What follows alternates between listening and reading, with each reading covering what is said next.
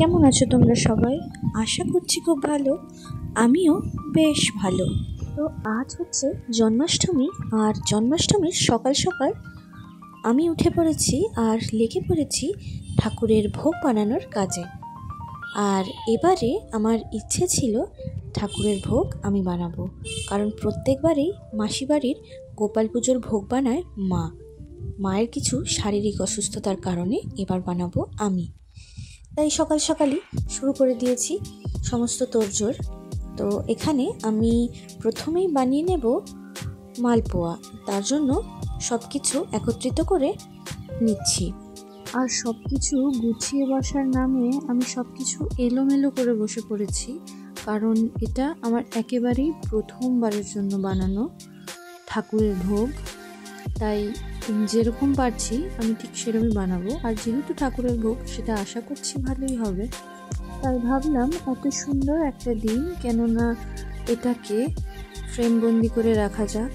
তাই আর যেহেতু আমি স্ট্যান্ড আনিনি, তাই যতটুকু আমি ভিডিও করতে পেরেছি মোটামুটি ততটুকু ভিডিও দিয়েই পুরো দিনের ব্লগটা বানিয়ে ফেলেছি। আর কিছু কিছু ভিডিও আমাকে বানিয়ে দিয়েছে আমার ছোট্ট রসগোল্লা। আর আজকে যেহেতু জন্মাষ্টমী, তাই আজকের দিনে মাসির বাড়িতে প্রত্যেকবারে মা বানায় মালপোয়া, তালের বড়া, নাড়ু, লুচি, সুজি এইসবই।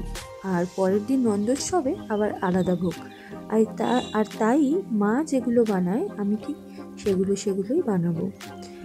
আর আমি যাই বানাই সেটাই আমাকে শিখিয়ে দেয় ইউটিউব, কারণ আমি বেশিরভাগ জিনিসই বানাই ইউটিউব থেকে। আর ভোগেও তার অন্যথা হয়নি।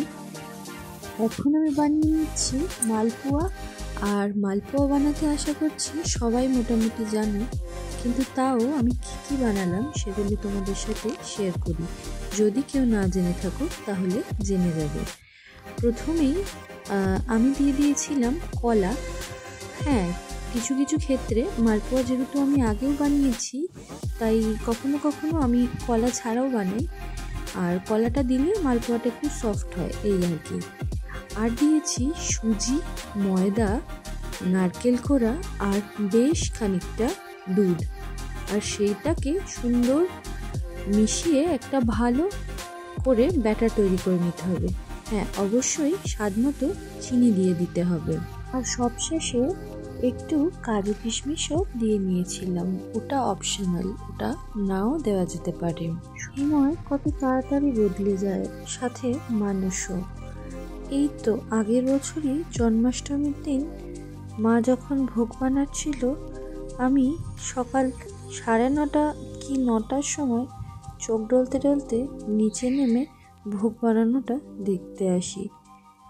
আর এত তাড়াতাড়ি আমার মধ্যে এতটা পরিবর্তন। আবার বললাম যে আমি ভোগটা বানাবো সকালে উঠে। ভাবলেই কিরকম অবাক লাগে, কত তাড়াতাড়ি সময়গুলো পেরিয়ে যাচ্ছে। এখন ছোটটা চলে যাচ্ছে অফিস, তাই ওকে টাটা করে দিলাম। আর আমি বসে পড়েছি মালপোয়াগুলো ভাজতে। কেমন একটা টেক্সচার মতো হয়ে যাচ্ছে, তাই ডাবু হাটাগুলো দিয়ে ফেললে সুন্দর গোল গোল গোল ডাবু হাটা নাই, তাই হ্যাঁ হ্যাঁ একভাবে পড়ে তো ছেড়াবেড়া চাই। দেখো বেজে যাচ্ছে। আরে দেখো রসগোল্লা ভালো হচ্ছে, ভালো হচ্ছে।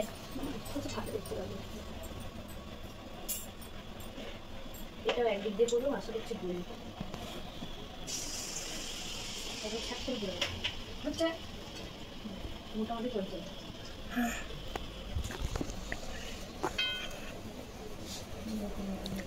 আম্মা সরো রসগোল্লাকে দেখ দাও।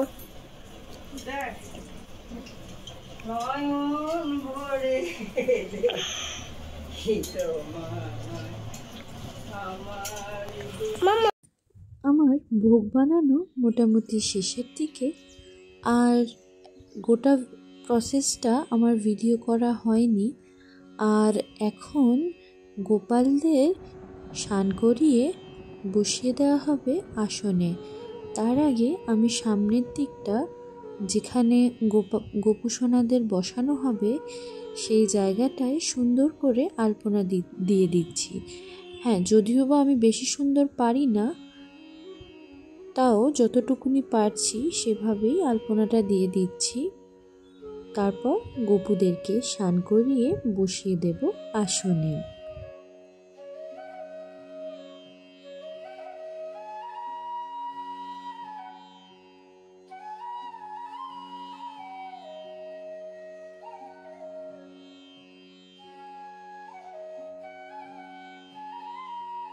এখানে দোলনার একদিকের ময়ূর পালকটা পড়ে গেছিল, তাই সেটা ঠিক করে দিলাম। আর দোলনার দুদিকটাই বাঁধা, মানে বেঁধে রেখেছে মাসি, তাই একদিকটা খুলে দিলাম যাতে দোলাতে সুবিধা হয়।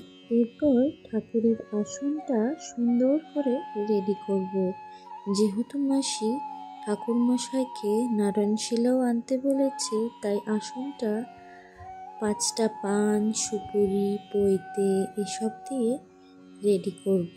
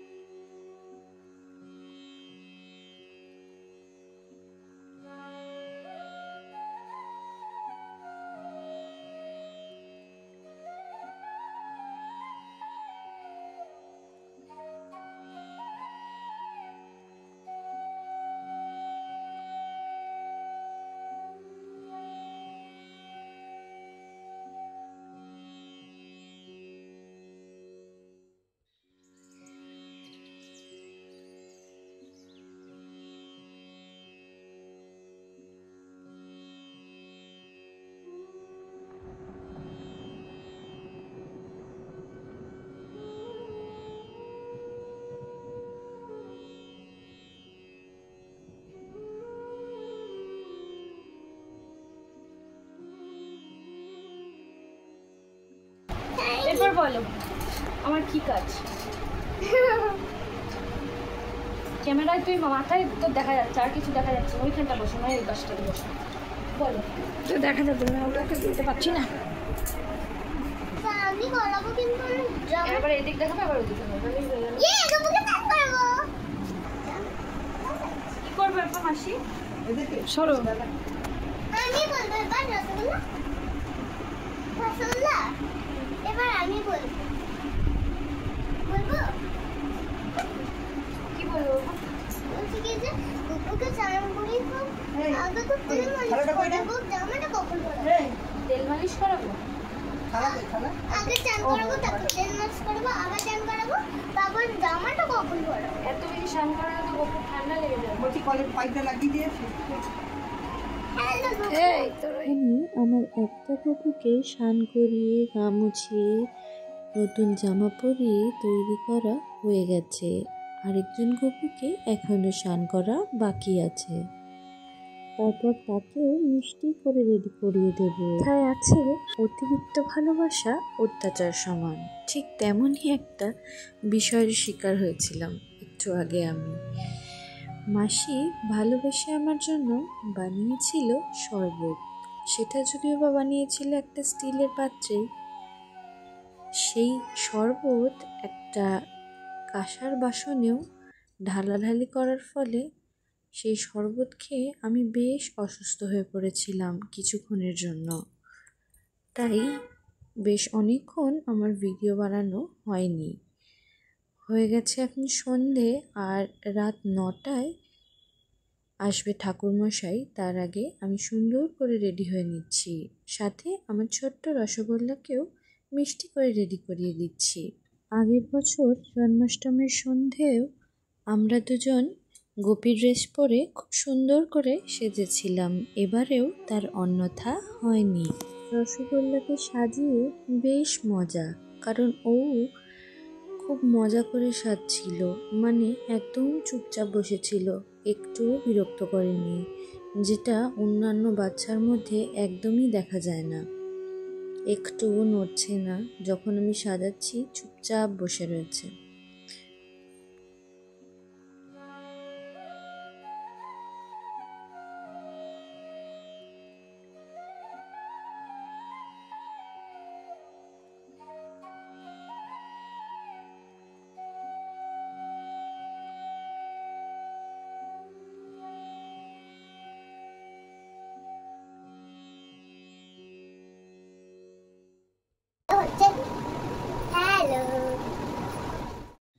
এই যে আমরা দুজনে একদম রেডি।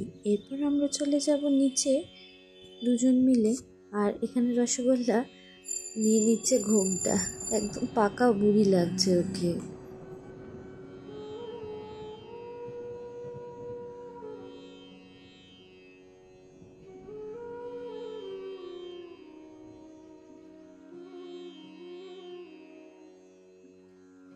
বেজে গেছে রাত্রি 9টা আর ঠাকুরমশাইয়ের জন্য অপেক্ষারত আমরা।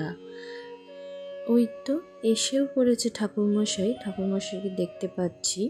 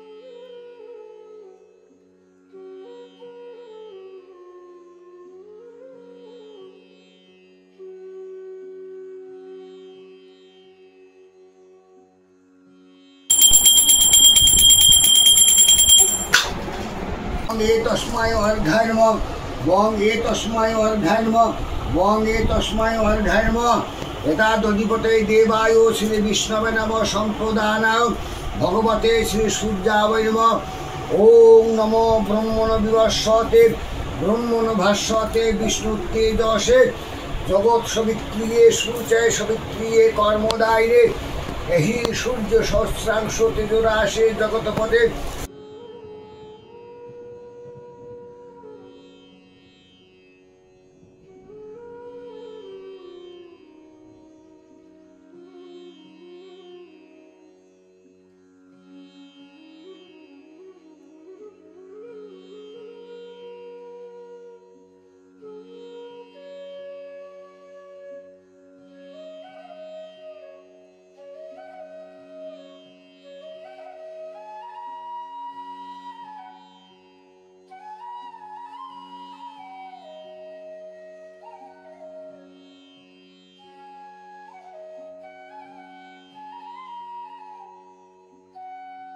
পূজা মোটামুটি শেষের দিকেই, আর প্রত্যেকবারে হয় যজ্ঞ, এবারে সেটা হচ্ছে না। আর আবার ঠাকুরমশাই আসবেন কাল পুজো করতে। কাল নন্দোৎসব, আর কালকে সকালেও আমি বানাবো বেশ কিছু রকমের ভোগ। আর সেটা দেখতে হলে দেখতে হবে পরের ভিডিওটা।